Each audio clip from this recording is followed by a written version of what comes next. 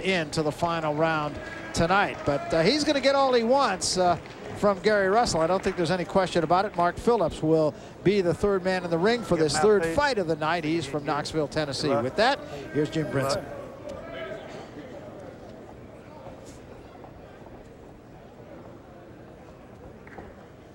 Ladies and gentlemen, fighting out at the 119 weight class. Beginning first in the red corner, representing the Texas franchise, Sergio Peraless. And in the blue corner, representing the Washington, D.C. franchise, Gary Russell Jr.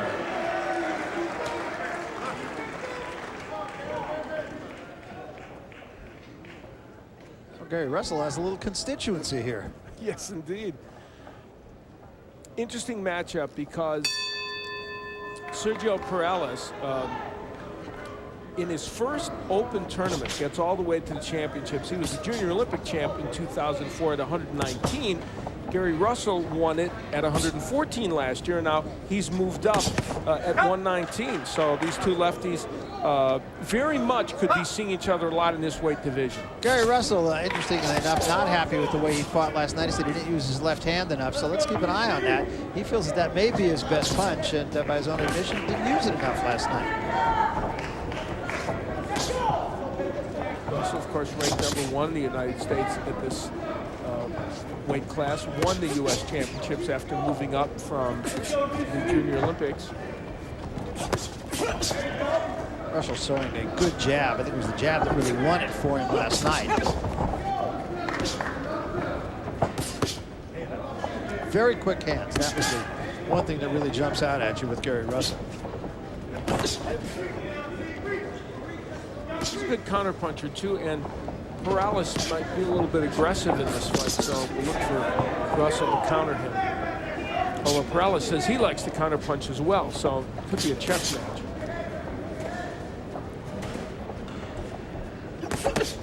Nice combination from Peraless.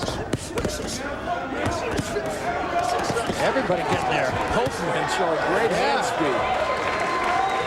That was a great exchange. I'd hate to be clicking when I was a judge in that little exchange. Exactly what I was thinking. Could get carpal tunnel syndrome from doing that.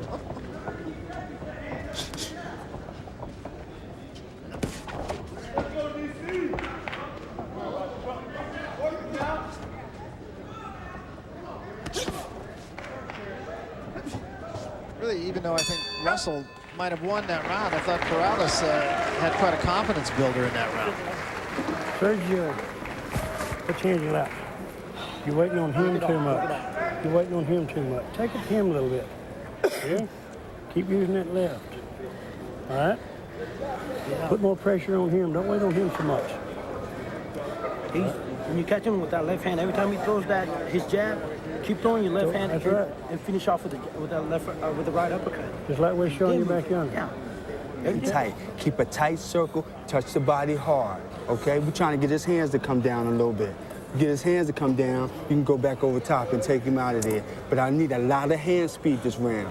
Okay? You're giving him a little bit too much respect. All right? Let's take some of that respect away and beat him on hand speed. They exchanged and got into a great exchange here. Both men landing effectively. Peraless with a straight left hand. Russell gets his own straight left hand in. A number of jabs landing as well. It was a really good exchange for about 25, 30 seconds. Well,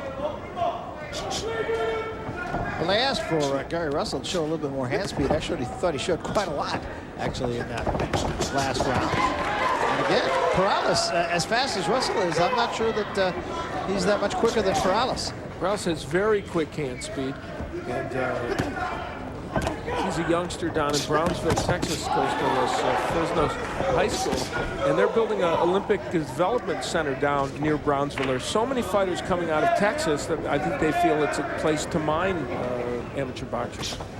Talked about the history of fighters, though, in Brownsville, and he said, no, there hasn't really been anybody that's emerged out of it. He hopes to be the first. He's putting a lot of pressure on Gary Russell in this round. I think he's fighting a very good fight. They want Russell, I think, to initiate more action. And they said, don't give him that respect. They want him to go after Peraless. Don't let Peraless get a confidence going. And Peraless has Russell backing up every now and then. Good jab by Gary Russell. He's shown that in the first couple of rounds.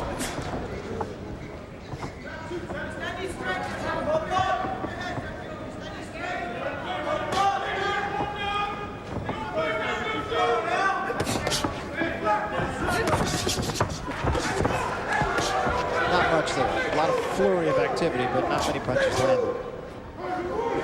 They're yelling to Gary Russell, be first. They want him to get off first. Because so often, we've talked about it the last couple of nights, if you let someone else dictate the pace, whether they've landed the most punches or not, sometimes you won't do well. Chopping right hand from Peraless.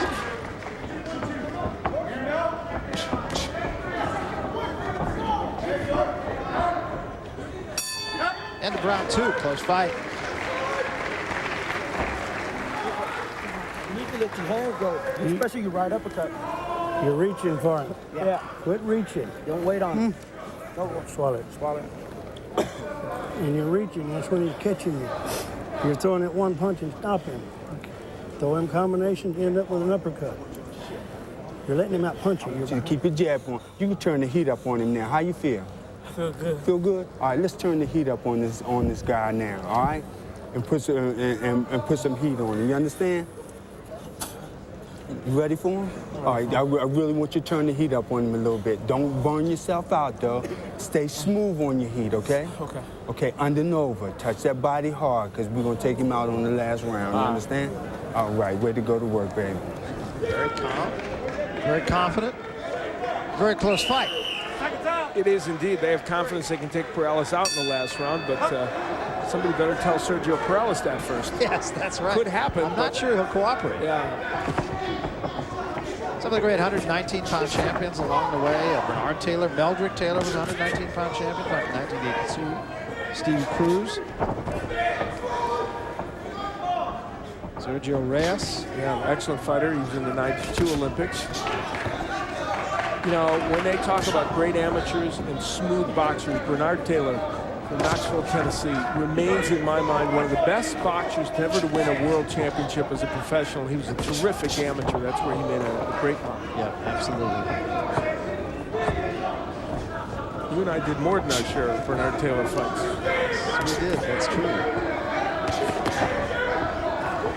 Russell getting that left hand in pretty effectively. Still allowing Peraless, though, for the most part, dictate the pace of this fight. And that's what his corner is suggesting to him maybe he shouldn't do. Because even if he's landing those counter punches like that straight left hand, it might not bode well for him in the scoring. Teddy Padilla found that out when he let Barry Dennis, dictate the pace in the last fight. Good countering, though, by Russell. Yeah.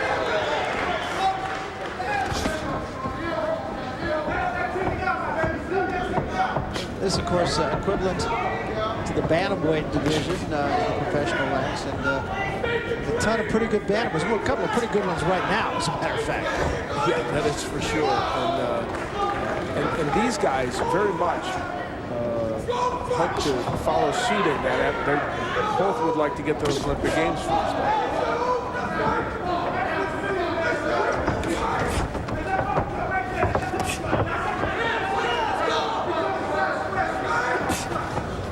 Body work there by Peraless. Peraless has been taken out of what his normal game is, though, because he likes to counterpunch, and he's been forced to kind of be the aggressor. His goal is to make the Olympic team, then, like so many others, turn professional. He said he and Gary Russell are friends. They know each other. But you just put friendship aside for the 10 or 12 minutes that these fights take. Then you go back about the business of being friends. You got to go to work now. Yeah. You're behind. You got to have this round. You got to have it big. Punches the whole. He's squatting down, G. If you turn the uppercut, pull the hook on him, you got it. Boom. But I want you to shift hard on the shot, and then I want you to Gary step Brown around. might Do you have taken understand? control of the fight in that round. Okay. Okay. Well, Yeah, Russell was very effective with his if you can go to counterpunching, Stephen, especially you during the put course of that round, and we'll see some of it here. As he's coming in, he's working. There's a straight left hand that kind of got in there, and some of these missing, but for the most part, he was able to counter pretty effectively in that last round.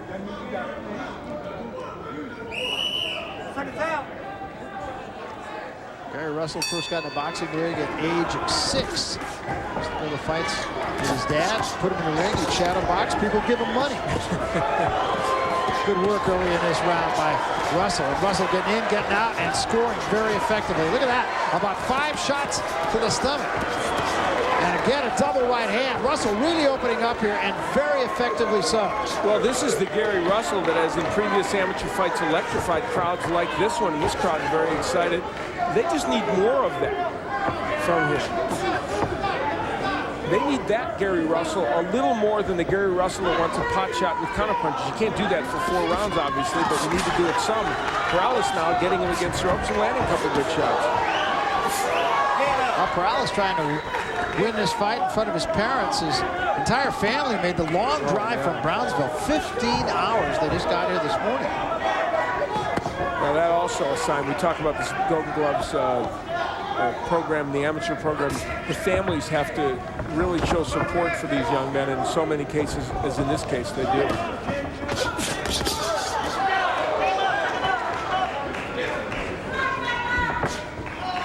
The Russell jab's been effective, and we just saw it there a moment ago.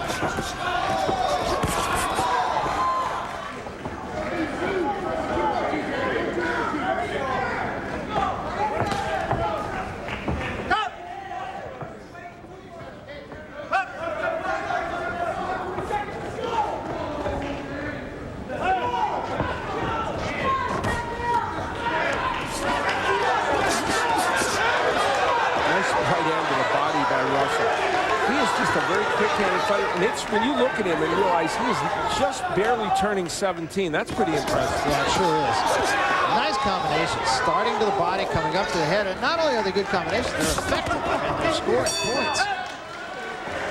Well, I thought 3rd and 4th round for Gary Russell extremely impressive, and Sergio Peraless, I don't think has to hang his head at all. I thought he turned in a creditable performance, but he's in there against the #1 in America. We're coming back. Welcome back live on ESPN Classic, the Golden Gloves Tournament of Champions. Who wins at 119? Here's Jim Brinson with the answer. Ladies and gentlemen, your winner in the 119-pound weight division. And fighting out of the blue corner, Gary Russell Jr. of Washington, D.C. franchise. Gary Russell Jr. very strong, I thought, in rounds 3 and 4. The winner of the 119-pound or bantamweight division here, and #1 in the country. And you could tell #1 in the country, I think, for very good reason. And the youngest guy in the competition here, and he comes up the biggest at 119 pounds. He's with Al Bernstein now. Well, thank you, Barry. Gary, this was an excellent performance in which you really got very aggressive starting in the 2nd and 3rd rounds. You picked up the pace a lot. Yeah, my corner told me, you know what I'm saying, be real relaxed in the first 2 rounds. And he was like, he wanted me to finish strong in the 3rd and 4th.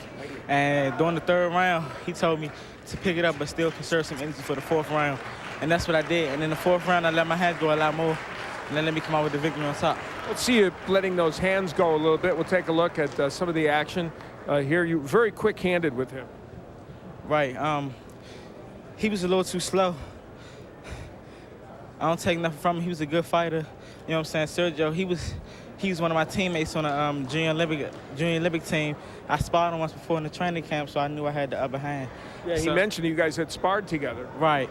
And I'm glad I don't take nothing from him. He's a good fighter. You know what I'm saying? I'm just glad I came out on top. And you guys may see each other a little bit down the road here as you continue. Second big win for you in a national open tournament this year. That's pretty spectacular. Yeah, all I'm saying is I'm glad to come on top. I just want to say I love you, Dad. I love you, Mom.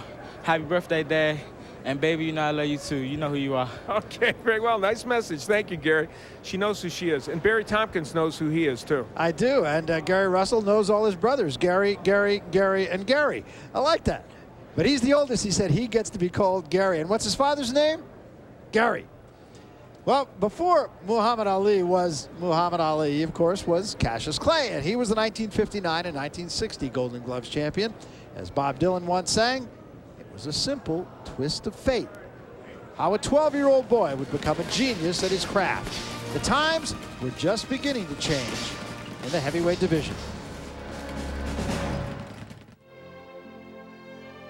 Clay came of age when something important was taken from him.